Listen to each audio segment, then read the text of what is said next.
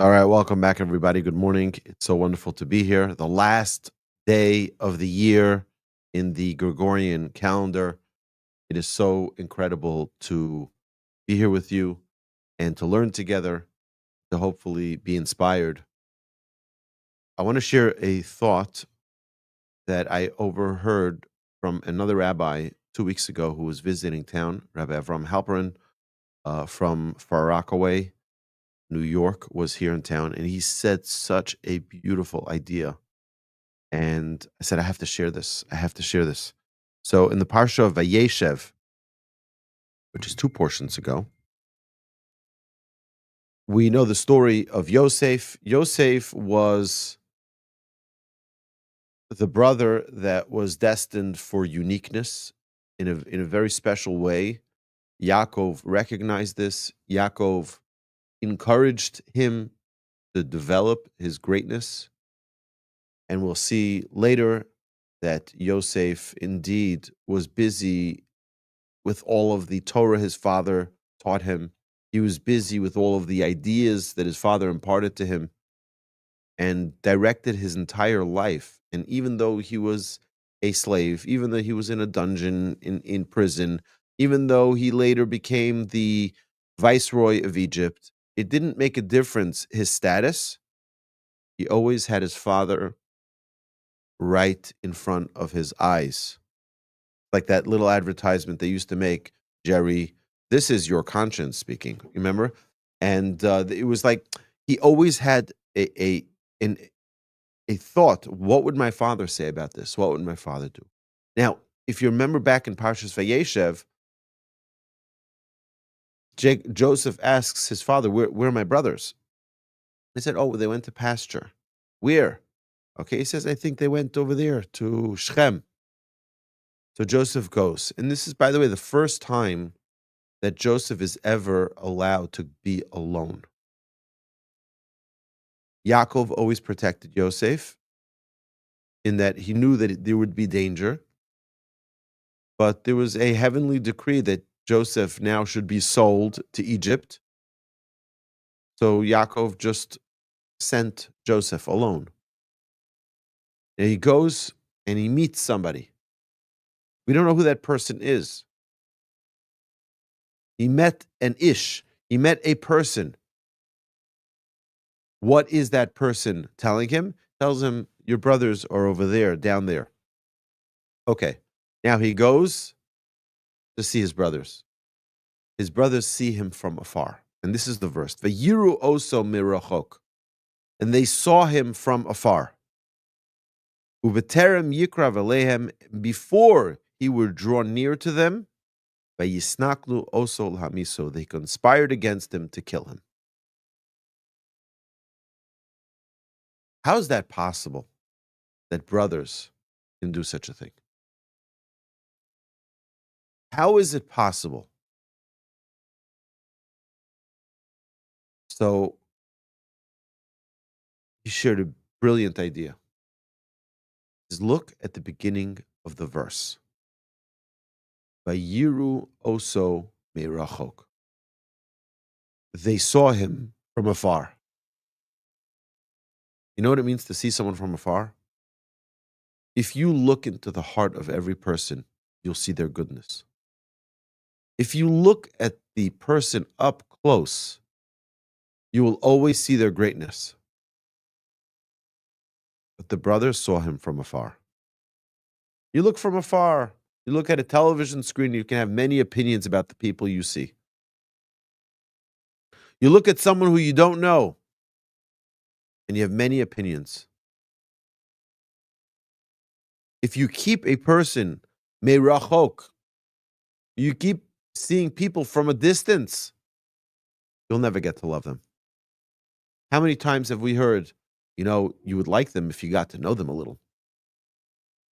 You just got to know them. No, we love our opinions from afar. Get a little closer. See me from up close. And you'll see that there's goodness. You'll see that there's greatness. But look again, look back at the verse. Vayiru oso merachok. They saw him from afar. Uviterem yikrav alehem.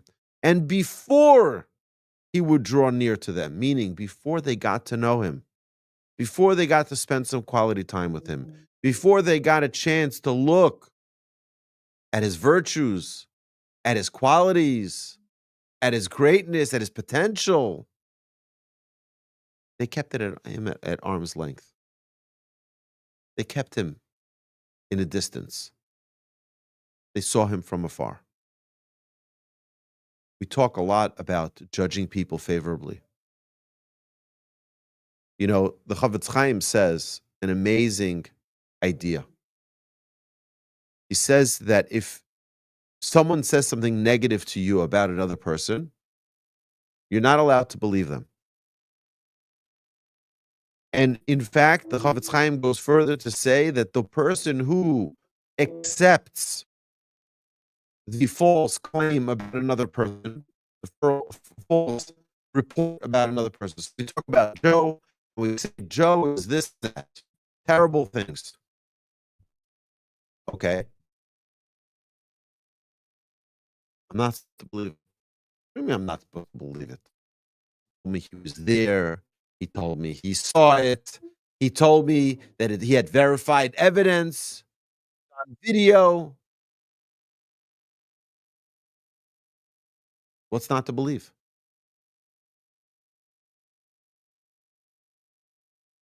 Chofetz Chaim says your obligation as being the listener is not to accept. And sometimes accepting will encourage the person who's saying this negative report about another person, about this Joe. You're encouraging him to say it to more people because now he's getting attention for it. Hear what he said? Center of attention. Everybody loves to be the center of attention. Did you hear what he said? Tell him about Joe. Tell him what you saw. Tell him what you have proof of. The Chofetz Chaim says, what's the solution? I mean, we are human. Chofetz Chaim says, imagine that Joe is your father. Imagine that Joe is your mother. Imagine that Joe is your brother or sister. You know what would happen? You would find every way in the world to justify what they did without even knowing. You know, my father, and you'd go on to say, he's very honest, he's very truthful, he would never do such a thing, a man of great dignity, a man of great morals, a man of honesty. And we'd all go on to defend our beloved people. Why? Because we know them from up close. And when you know someone from up close, you know the real essence of who they are. Even if they did something wrong, you'll have a way to justify it. Because I know the essence of who they are is good. I know them from up close, they're really good. Or the opposite can be true as well. I know them from up close, I know how rotten they are. Not surprised.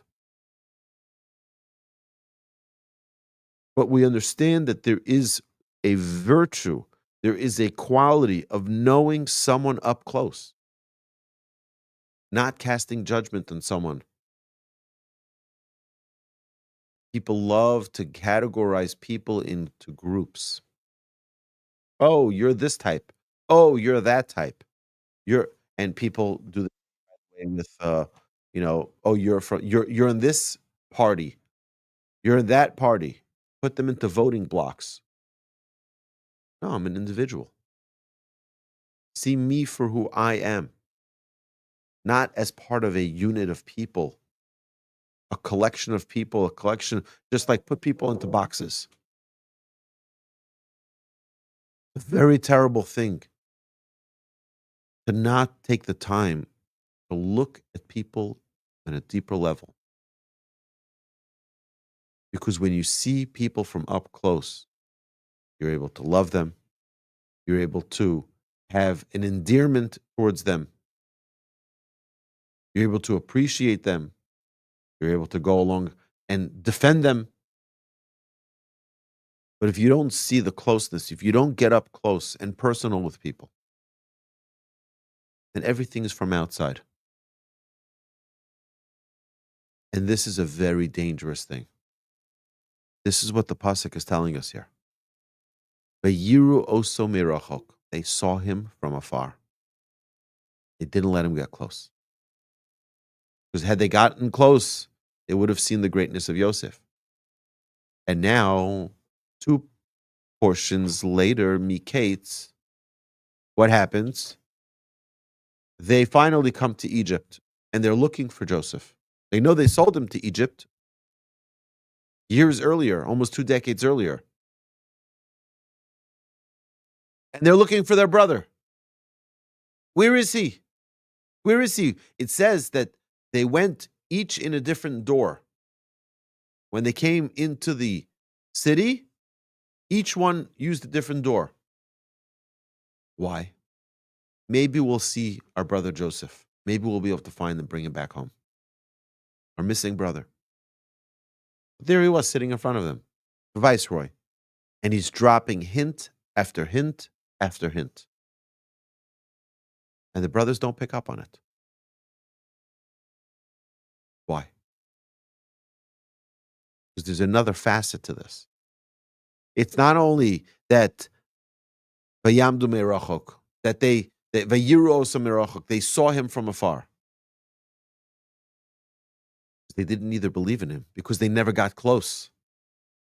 Our brother be so elevated to be the prince, to be the viceroy, to be the leader of the country, the one in charge of everything.